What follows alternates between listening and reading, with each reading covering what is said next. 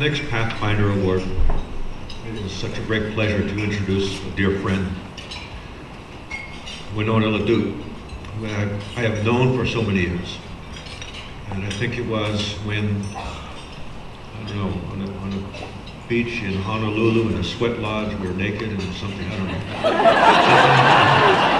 Sorry. Wipe that, get that image on your head. Winona is a friend way back. We were youth activists at the time. We were youth activists back in the day. And I remember her times when she came to visit me at Zuni, digging through my filing cabinet, wanting to learn more about conservation, sustainable development, how to make the world a better place. And I said, go ahead, knock yourself out, go through these files. And ever since then, she has been just indefatigable. She just does not tire when it comes to learning. She learns constantly. Day in and day out, she is learning and sharing what she knows. Winona is an activist, as all of you I'm sure know. She is a writer, has published many books, a speaker, and a farmer. And most recently, a hemp farmer. Right on with that. And I'm thinking back to some of our adventures that we've had many over the years. We've crossed paths all over the world, really. And we had some time when we were eating, I think some squid in Italy or something with like black squid ink. We were trying to figure out what to do with that. And we've been sharing things together also. That whenever I see her, I bring her some Zuni salt, some of the rarest salt in the world. And she brings me rice that she has harvested. We've been friends and exchanging, and she brings things from her world, and I bring things from mine, and we give it to each other. We go shopping together. And in fact, just recently, Winona, I think those are the pants that I gave the thumbs up to. Remember that? In Santa Fe. We get together about every 2 months, right? She came out of the dressing room like, what do you think? Yeah, that works. Right on. What did you call them? The old cowboy pants. The old cowboy dress pants. Yeah. So yeah, they work very well. And so I don't know how much more I can say because you know so much about Winona, but she's a dear friend and she's making things happen. And if there was any definition about Native Strong, she's instilling that in many people. So my friend Winona, please.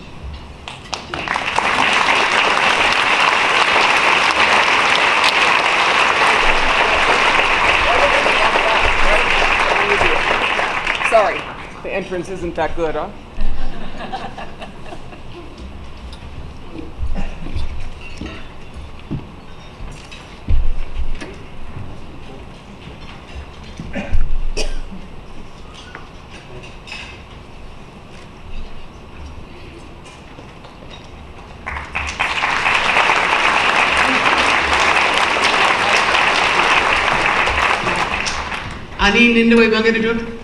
Hello, my relatives. Thank you all very much for the honor of being here with you today. And really, I get to get an award with badass Henrietta Van. I was like, yeah, she makes sense. She's like the super culture keeper. I'm like the person who's like trying to keep all the rice, you know? But really honored to be here with my sister, my relative Henrietta. We also have known each other for many years, but first I just wanted to say that I'm grateful to all of you. You know, because in my work, you know, we are all in the same work. We are trying to keep what the Creator gave us. And in order to do that, you do all kinds of things, you know? You gotta remember all of the songs. You gotta remember all of the foods. You gotta remember all of our ceremonies. You gotta keep our culture strong, reaffirm things, bring them back. Thank you for all the work you do in that, you know? I'm really, really grateful to you for that. In you know, I don't have a very exciting history. That sounds funny. I just try to do my best. Let's just put it that way. You know, I was born in East LA. I was in the relocation program, you know. I always thought that Ernie Stevens and we were like in the same hospital at the same time. I think like, you know him from National Indian Gaming Association? And so, you know, I was not raised to, you know, in the same steeped traditions that my sister Henrietta was. But all I knew is that I wanted to become, you know, I wanted to go home. And I wanted to do the best I could for my people. And so I'm someone that was not raised on the reservation. I moved back when I got out of college. And, you know, I don't know if any of you have moved back to your res. It's a little rough sometimes. Kind of rough. It's okay though. You know, but I'm plucky.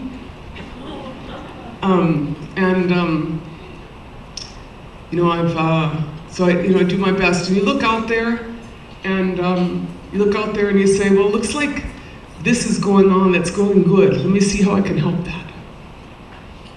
You know, or you look out there and say, this is something that really needs some special help, you know? So, in the course of my life, from when I moved back in 1981, which is my whole adult life, really,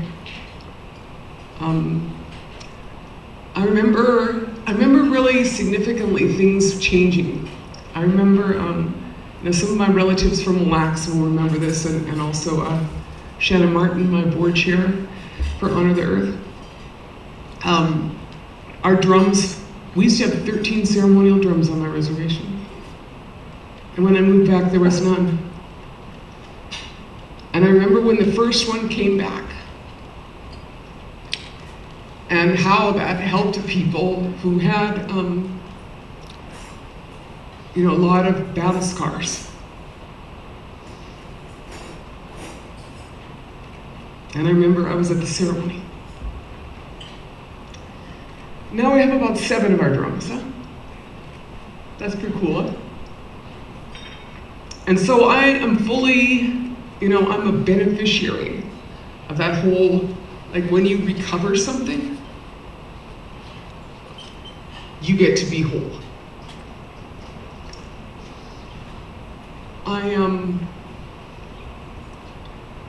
I also remember, you know, I'm someone who doesn't have ecological amnesia. Ecological amnesia, that's a term I heard once, which is the idea that, like where you've forgotten that there used to be rice there. Or you forgot that, you know, that water, you could drink it, right? We as Indigenous people do not have ecological amnesia. We remember. Our stories tell us that. Our elders tell us that. And we have a genetic memory for all of those things. So I am someone who, I really like sturgeon.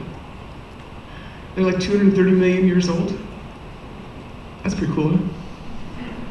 They live to be like 150. And they're very yummy. And so I remember, I tell you this story because this is my cultural restoration story. I go see my friends at Rainy River Reserve up in Canada. I went up for ceremonies. And I'm up at ceremonies with my friend Al Hunter. He says, oh, you have to meet my brother. His name is Joe Hunter. He has this large sturgeon hatchery. So I had 4 kids in an Aerostar van. Does this sound like about half of you? And I had gone across the border just into Canada, you know. And we're like, yeah, we want to go see the sturgeon. So we all go see them, and they're like this big, and we can pet them. They're like docile. It's like females, and I'm not really sure how they have sturgeon sex, quite frankly. But they were breeding them, they were just collecting the eggs, right? So I just am so transfixed on them, And then I go, so his name is Joe Hunter, and they refer to him as the Sturgeon General of Canada.